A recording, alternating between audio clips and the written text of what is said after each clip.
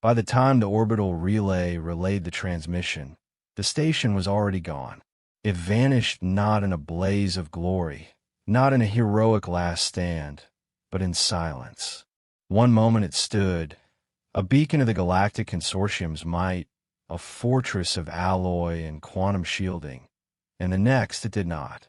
No energy signatures, no explosion, no battle, just static on the command channel, and a blind, terrified scream that cut off mid-syllable. Fleet Commander Rax Kirill stood frozen on the bridge of the dreadnought Vigilant Star, eyes locked on the black expanse where Station 14A had once orbited. His subordinate officers scrambled, voices rising, hands clawing over controls and readouts, but none could explain it. There had been no warning, no distress call, only a flash of light, a pinprick, barely detectable, and the station's life signature monitors fell flat, replaced by cold, silent zeros. "Replay it," Kirill ordered, his voice brittle. The screen lit up, grainy footage from a sensor drone, still transmitting from the outer edges of the system. The station floated, its defense grid alive, patrol ships circling in standard formation. Then came the flicker, a distortion in space, barely visible. 6 vessels emerged, gliding without sound or broadcast. Engines cold, their design wrong. Too angular, too old, not consortium, not familiar. The station's weapons did not fire. There was no chance. The 6 ships passed by, and the station ceased to exist. Kirill's breath hitched. The ships didn't fire. Not a single shot. A voice whispered from behind him, a tremor of disbelief, horror in every syllable. "Those aren't even their warships." The silence that followed was heavy, oppressive. It was a silence that knew something terrible had been set in motion. Far away, across a gulf of space choked with the debris of forgotten wars, Earth's Deep Operations Division watched the fallout unfold with cold precision. On the bridge of the Erebus, a vessel painted in void black, its surface absorbing starlight, Commander Elias Ward stood motionless. His gray eyes never blinked as he observed the data scroll across the hollow display. Numbers, trajectories, enemy deployments, patterns repeating like heartbeats. The station's destruction was not a battle.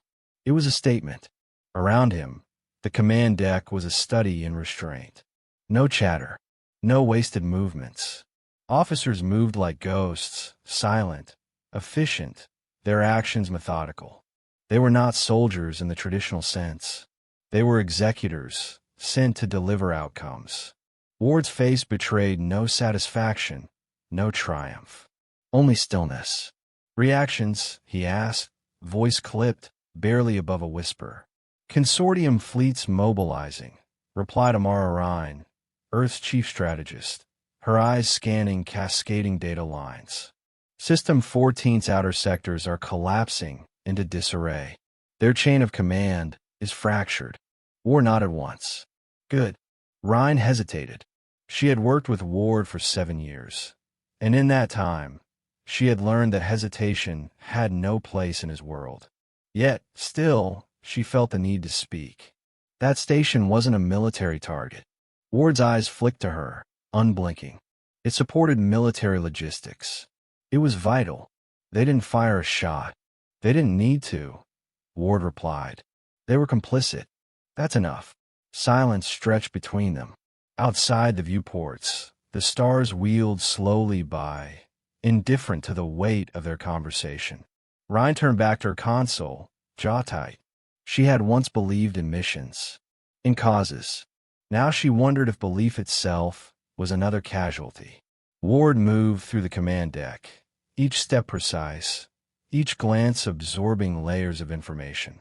His presence was unsettling, not from malice, but from absence. He lacked the warmth of humanity, carved hollow by years of conflict. The man who once believed in negotiation, diplomacy, peace, had been stripped down to function. Purpose. He paused at a terminal showing consortium fleet deployments, rows upon rows of warships, mobilizing, converging. Their strategy was clear. Retaliate, overwhelm, destroy the Earth threat before it metastasized. They did not yet understand. Earth's disappearance from galactic affairs for 2 centuries had been no retreat. It had been evolution. Ward tapped the control, bringing up ship schematics. The vessels that had destroyed Station 14 were not warships. They were colonial transports, repurposed, redesigned, reimagined for total war. Their hulls held mining lasers converted into precision weaponry, their cargo bays rigged with gravitational destabilizers. Brutal, efficient, enough to turn a fortress into vapor. He didn't need warships. Earth didn't need warships. The true fleet remained dormant, hidden beneath the ice fields of Neptune, buried under the oceans of Europa, locked in orbit around black stars. This was a message, a warning, a prelude. Ward's voice broke the quiet again. Deploy secondary fleet to Sector 9. Disable communications arrays. I want their borders blind by tomorrow. Acknowledged, came the response. He stared at the screen. The image of consortium space, lit in red, pulsing like an infected wound. He would lance it, cleanse it. He remembered Earth, as it had once been. Lush, chaotic, full of life. Before the invasions. Before the subjugation wars. Before humanity was broken, beaten, nearly erased. Now, they were no longer fighting to survive. They were fighting to remind the galaxy why survival came with consequence. The galaxy had forgotten. They would remember. Ryan watched him from across the room, her fingers tightening over the console edge. She felt the weight of inevitability pressing down. They could not turn back. They had gone too far. And yet, doubt crept in. The ease of their victories. The cold detachment with which they executed each strike. They weren't fighting enemies. They were erasing them. Ward's eyes turned to her once more, as if reading her thoughts.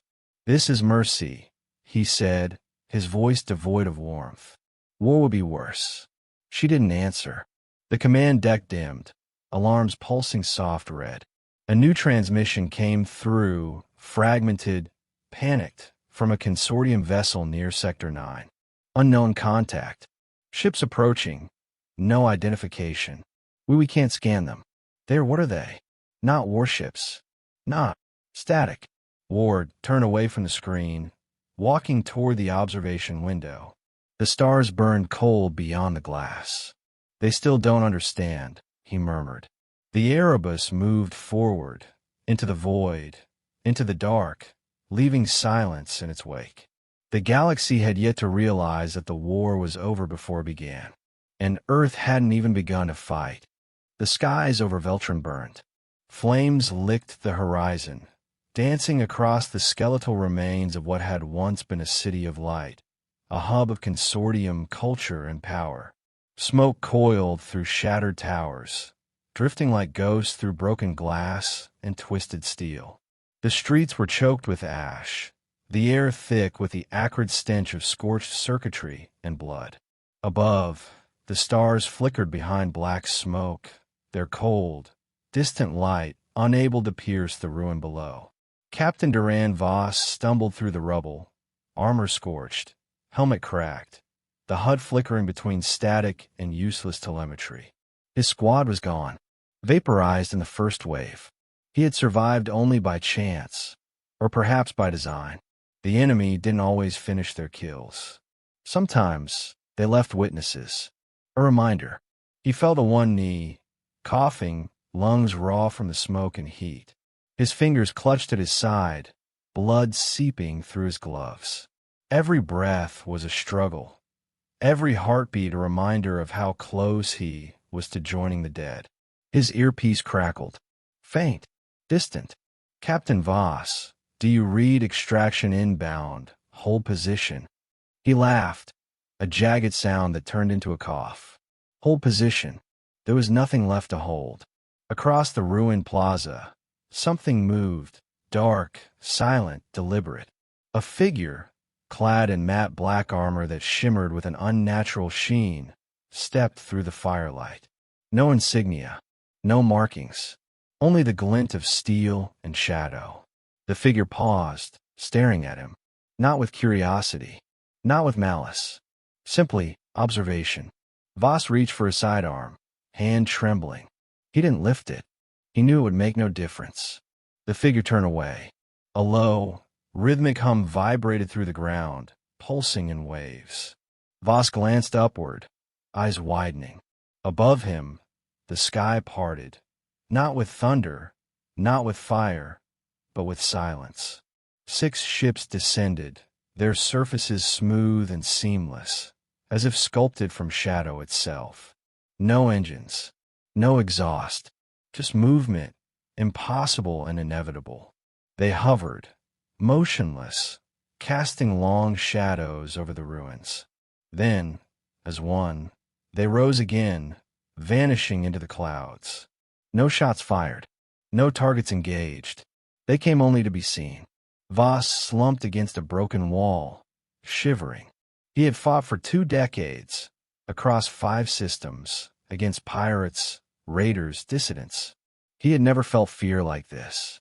Not fear of death, fear of insignificance. The transmission crackled again, louder this time. Captain Voss, extraction in 30 seconds. Signal acquired. He didn't answer. He couldn't. Far above, beyond the atmosphere, the Erebus drifted, cloaked in the shadow of a dying moon. Commander Ward stood before the central display, arms behind his back, eyes fixed on the live feed for Veltrin. The city's destruction had been swift, surgical. Precision strikes had reduced infrastructure, crippled defenses, and shattered morale, all without deploying a single ground unit. The fear would spread faster than fire. Amara Rhine stood nearby, her face pale under the dim light. They're not fighting back. Ward nodded. They don't know how. They still think we're like them. Another nod. Let them. The feed shifted. Images from other sectors. Consortium fleets assembling. Communication scrambled. Chaos fracturing their once flawless hierarchy. Earth's forces moved like smoke, striking without pattern, without warning, erasing outposts, disabling fleets, leaving survivors broken and confused. The strategy was simple. Remove the illusion of control. Rhine studied the patterns, tracing the movements. We're not fighting them head-on. No, Ward replied. That would be inefficient. They're preparing for a war we're not waging. Ward turned to her, his expression unreadable. That's the point. She looked away, discomfort coiling in her chest. She had once believed Earth's war was one of survival. Now, she questioned whether it had become something else. Something colder. The door to the command deck slid open. A new figure entered. A woman, tall, eyes sharp, movements precise. Commander Lyra Sol, head of special operations. She moved with quiet authority, carrying the weight of operations that never made it into reports. Her gaze met Ward's. Target acquired. Primary command node, Sector 11. High value. Ward nodded. Execute. Sol hesitated. It's a civilian command hub. Military adjacent, but non-combatant. Execute. Ward repeated. Sol's expression didn't change. She saluted, turned, and left. Rhine watched her go, then faced Ward. We're not leaving them a choice. There is no choice. Not for them. Not for us.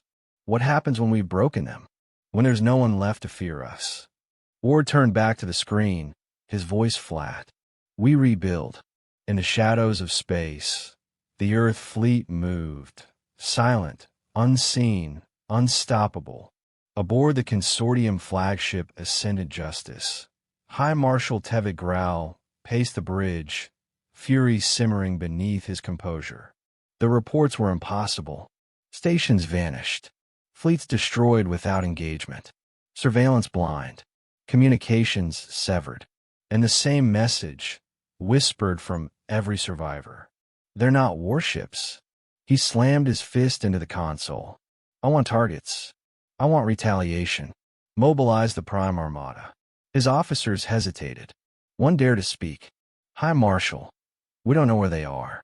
We can't track them." Growl's eyes blazed. "Then burn everything.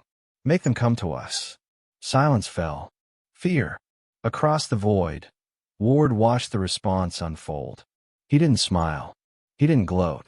There was no satisfaction in the strategy, only necessity. He had studied their patterns, their weaknesses.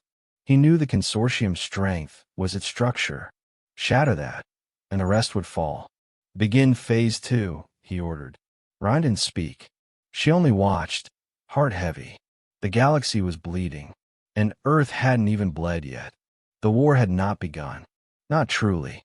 The sky over Sector 11 cracked open like fragile glass. High above, beyond the reach of planetary defenses, Earth's true fleet emerged. Not in grand formation, not with banners or declarations, but like shadows slipping from a void. No war horns, no threats, just the silence of inevitability. The ships bore no names, no symbols. Their design defied comprehension. Smooth, seamless hulls that reflected no light, engines that made no sound, movement that betrayed no propulsion. They descended slowly, steadily, cutting through the atmosphere with a grace that felt more like judgment than invasion. Commander Lirasol stood aboard the Vanta, eyes locked on the hollow display, mapping the ground below. The command hub pulsed like a wounded heart, crowded with civilians, data archives, intelligence officers, and overseers. Not a battlefield, not in any traditional sense. But Earth's war had never been traditional. She keyed the command codes, her voice calm, steady, cold. Engage the mantle. From the belly of the ship, a pulse radiated outward, an electromagnetic wave fine-tuned to fracture digital infrastructure. Towers shorted, lights dimmed, and every screen in Sector 11 went black. A moment later, the silence shattered, alarms blaring, crowds screaming, chaos spilling into the streets. The people below didn't understand. They weren't supposed to. On the Erebus, Commander Ward watched the operation unfold with clinical detachment. His eyes traced the data streams as systems collapsed, as communications dissolved into white noise. He saw every flicker of panic, every desperate broadcast, every final, futile call for help. His mind was elsewhere. He thought of the subjugation wars, of Earth cities reduced to ash, of the orbital bombardments that carved craters into continents, of the ships that darkened Earth's skies and called it peace. The consortium had not spared the civilians. They had called them acceptable collateral, necessary loss. Now Earth had evolved, and necessity had a new name. Amara Rhine stood beside him, watching, silent. Her fingers trembled at her sides, unseen by anyone but herself. She could not look away from the screen, the black pulse wave, the collapsing infrastructure, the utter helplessness of the target. These are not soldiers. They were people, running, falling. "Cry now." She spoke, finally, voice low, almost lost to the hum of systems. "There are children down there." Ward's eyes did not shift. His voice did not waver. There were children in New Kyoto. Rhine's breath caught, the words slicing through her like wire. She remembered the footage, the smoldering ruins of New Kyoto, the shattered playgrounds, the hushed sobs in the dark. She remembered standing beside Ward in that moment too, watching the sky burn. But this wasn't retribution. This was annihilation. Ward stepped forward, issuing the next command. "Deploy cleaners." Target confirmed. In the heart of Sector 11, a ripple passed through the air. The Earth-borne machines arrived. Not titans of metal and fire, but sleek, serpentine constructs, built for precision, for silence, for completion. They slid through the ruins, dismantling resistance with surgical efficiency, disarming combatants, disabling systems, leaving no trace. Captain Duran Voss watched from a crumbling rooftop, clutching the rail, blood dripping from his side. He had escaped Veltrin. Barely.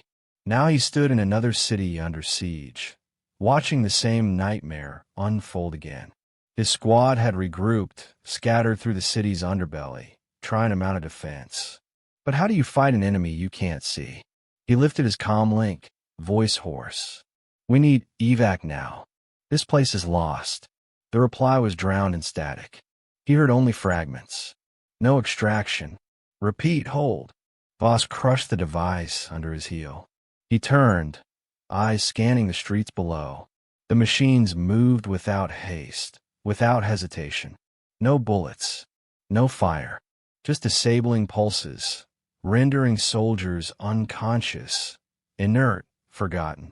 No one died. That was worse. They didn't need to kill. They only needed to win. Across the stars, Consortium High Command faltered. Debates turned to shouting. Orders contradicted themselves. Panic seeped into the seams of power. Earth had turned every battle into a rout, every fleet into debris, every stronghold into a relic. No pattern, no discernible goal beyond dominance. Every defense the Consortium erected crumbled under the weight of intelligence Earth seemed to possess. They knew everything. Inside the Erebus, Rhine confronted Ward, her voice breaking the silence like a whip. What is the endgame? Ward regarded her, unmoved. Victory? No. Beyond that. What do we become if we destroy them all? His answer came without pause. Free. She stepped closer, eyes blazing. We're not free, Elias. We're something else now. Something worse. Ward's expression remained cold, but there was a flicker, a shadow behind his eyes. A memory. A face. Lost long ago. He turned away. You still think this is about choice?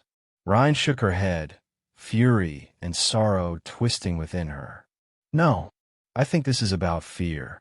Ward's silence was answer enough. A tremor shook the deck. A warning light flared red. The Erebus had been found. A Consortium strike fleet had triangulated their position. 10 capital ships. 60 escorts. All converging. The first real challenge. Ward stepped forward, issuing commands, voice sharp. Prepare for engagement. Shadow Maneuver 3. Target flagship. Rhine watched him move, the rhythm familiar, the certainty unbreakable. But something had shifted. For the first time, Earth would not strike first. They would respond. In the distance, the stars flickered as fire bloomed in space. The final war had begun. Space ruptured with fire. The void between stars, once silent, now trembled beneath the fury of war. The Consortium's fleet cut through the darkness in formation, flawless, symmetrical, deadly. Their ships bristled with weaponry, hulls gleaming with artificial starlight. Behind them surged waves of drones and interceptors, calibrated for destruction, for annihilation. They had come for blood. They had come for Earth's heart. The Erebus stood alone. At least, it appeared so. Commander Ward stood at the command center, gaze locked on the tactical display. Around him, the crew worked in silence, hands gliding across consoles, eyes steady, breath measured. They did not flinch. They did not speak. This was not fear. It was preparation. The display pulsed with red. Enemy ships closing in, weapons primed. Numbers scrolled rapidly. Distances. Vectors. Time until engagement. 37 seconds. Ward's voice sliced through the silence. Phase 3. Commence. From the shadows of the asteroid field, Earth's ships emerged, not from hyperspace, not from warp, but from stealth. Dozens. Then hundreds. Like phantoms. Like ghosts. Their forms shimmered, briefly visible before fading again into darkness. No signal. No sound. Just movement. The Consortium fleet hesitated. For a heartbeat, their formation faltered. They had prepared for a confrontation. They had not prepared for the unseen. The first strike came not from missiles, not from energy blasts, but from within. Explosions tore through the Consortium fleet. Internal detonations, Chain reactions of sabotage. Systems overloaded. Engines failed. Some ships lost power completely, drifting, helpless, in the void. Panic flared through their ranks. Communications splintered. Ward watched. Calculated. The sabotage had worked. Earth's infiltrators had seeded the enemy fleet days ago, disguised as refugees from prior assaults, prisoners, casualties. They had not been noticed. Until now. Amara Ryan gripped the console edge, watching the chaos unfold, eyes wide. It was too clean, too precise. This wasn't combat. It was execution. Ward turned to her. You see now. We don't fight wars. His voice was low. I see. We end them. The consortium flagship Aegis Eternum roared to life, shields flaring as it broke formation, pushing through the debris of its own fleet. High Marshal Growl stood at its helm, eyes wild with fury, jaw clenched. He would not retreat. He would not concede. He would carve Earth's name from the stars, or die trying. He issued the order. All batteries. Target the Erebus. Fire. The void ignited. Missiles streaked toward the Erebus, flanked by plasma bursts and energy beams. A storm of destruction, unstoppable, unrelenting. Ward did not blink. ShadowNet. Engage. The Erebus vanished. Not behind a shield. Not in a hyperspace. It simply ceased to be. The barrage passed through empty space. Then from behind the Aegis Eternum, the Erebus reappeared, silent, untouched. One shot. A focused beam of compressed gravity, thinner than a needle, denser than a star. It pierced the flagship's engines, cutting through layers of alloy and shielding in a heartbeat. The Aegis Eternum shuddered, engines failing, power systems cascading. Lights flickered, alarms screamed, and for the first time, Growl's rage broke into something else. Dread. A second shot. Precise. Inevitable. The flagship split in half. Growl was gone. The remnants of the fleet scattered. Some tried to flee. Some continued to fight, hopeless, lost in chaos. Earth's ships moved through them like blades through silk. No mercy. No pause. The battle was over in minutes. It had never been a battle. It had been a message. On the Erebus, silence returned. Ward stared at the display. Consortium forces, neutralized. Sector threat, eliminated. Estimated time until surrender, imminent. Ryan stood beside him, numb. This is victory. Ward nodded. This is survival. She stepped away, unable to breathe.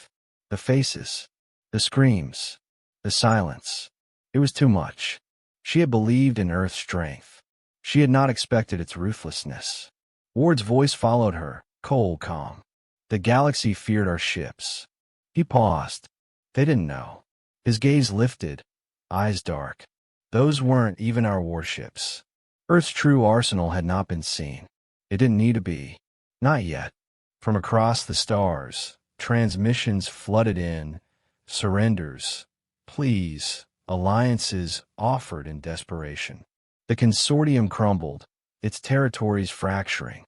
Worlds once united under their banner now bowed to Earth.